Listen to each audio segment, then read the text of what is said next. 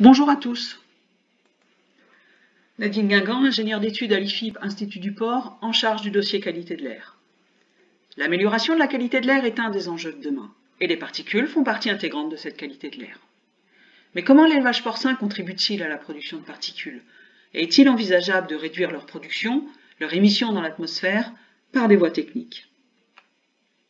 Connus du grand public comme signe de la dégradation de la qualité de l'air dans les grandes agglomérations, les particules ont pourtant une origine bien agricole. En effet, en France, d'après les chiffres fournis par le CITEPA, qui est l'organisme en charge des inventaires nationaux, l'agriculture est responsable de 54% des particules émises dans l'atmosphère.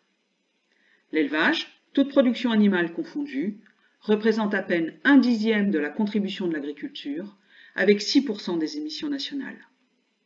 Le principal poste agricole d'émissions est bien sûr lié aux cultures. Le travail du sol, les récoltes, sont des sources importantes de mise en suspension des particules, de terre, de végétaux et autres. Au sein de l'élevage, le porc occupe une toute petite place, avec 1,5% des émissions nationales, les deux principaux contributeurs étant les bovins et les volailles. Voyons maintenant quelles sont les sources d'émissions au niveau de l'élevage porcin. L'analyse chimique et microscopique des particules permet d'identifier leur origine. En élevage de porc, plus de la moitié des particules proviennent de l'aliment. La seconde source de production des particules est représentée par les animaux. La desquamation de leur épiderme, les poils, les soies contribuent à hauteur de 30% des émissions, alors que les effluents, principalement la dessiccation des effluents sur le sol des bâtiments d'élevage, ne représentent que 15%.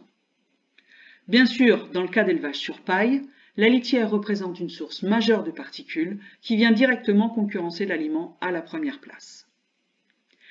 Les particules sont caractérisées entre autres par leur diamètre, même si, comme vous pouvez le constater sur cette photo en microscopie électronique, leur forme n'est pas totalement sphérique. On distingue particulièrement trois catégories de diamètres, encore appelées des fractions. Les TSP, qui regroupent l'ensemble des particules sans distinction de taille, les PM10, pour les particules de moins de 10 microns de diamètre, et les PM2,5, qui correspondent aux particules dont le diamètre est inférieur à 2,5 microns. En élevage, la majorité des particules présentes sont des PM10, c'est-à-dire des particules 5 à 10 fois plus petites qu'un grain de sable ou un cheveu humain. L'aliment est une source principale de production de particules, comme nous l'avons vu précédemment.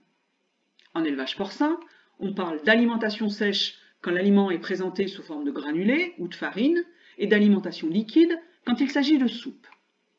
Avec de l'alimentation sèche, et particulièrement avec du granulé, la concentration en particules, toutes tailles confondues, peut être réduite de 20 à 30% par rapport à un aliment sous forme de farine, à condition que la composition de cet aliment, principalement la teneur en graisse, soit équivalente.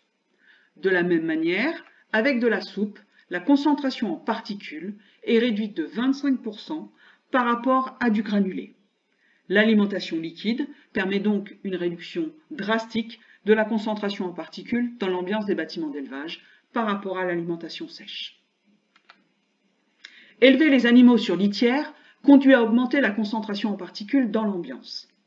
Avec une litière de paille, l'augmentation porte surtout sur les plus grosses particules, alors que la paille hachée va quant à elle générer des particules plus fines.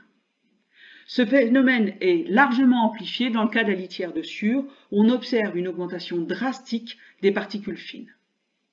L'activité de fouissage des animaux, favorisée par la litière, contribue à augmenter la production de particules, mais aussi leur mise en suspension dans l'atmosphère. Le mode de stockage des effluents influence la production de particules dans l'ambiance des bâtiments.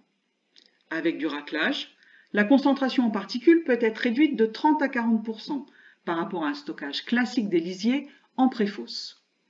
La réduction de la durée de présence du lisier dans le bâtiment permet de limiter la dessiccation de la couche supérieure du lisier et ainsi limiter la production de particules dans l'ambiance. La mise en place de certains équipements de traitement de l'air peut contribuer à réduire soit la mise en suspension des particules dans l'ambiance, c'est le cas de la brumisation, soit l'émission de particules des bâtiments vers l'atmosphère, c'est le cas du lavage d'air. La brumisation ne peut cependant être utilisée qu'en période chaude, où l'hygrométrie naturelle de l'air est faible. Pour le lavage, son implantation doit être raisonnée au moment de la construction du bâtiment. En conclusion, le choix d'itinéraire technique peut permettre de réduire de manière considérable la production de particules à l'intérieur des bâtiments, mais aussi la quantité de particules émises dans l'atmosphère par les bâtiments. Ces différents choix devront être raisonnés par l'éleveur en fonction de la configuration de ces bâtiments, mais aussi en fonction de considérations économiques. Une partie des résultats présentés a été acquis dans le cadre du projet PAPOVIT, porté par l'IFIP en collaboration avec les chambres d'agriculture de Bretagne et des Pays de Loire, l'INRAE, l'IMT Atlantique, AgroCampus Ouest, ainsi que l'ITAVI pour la partie volaille, et avec le soutien financier du CASDAR. Merci de votre attention.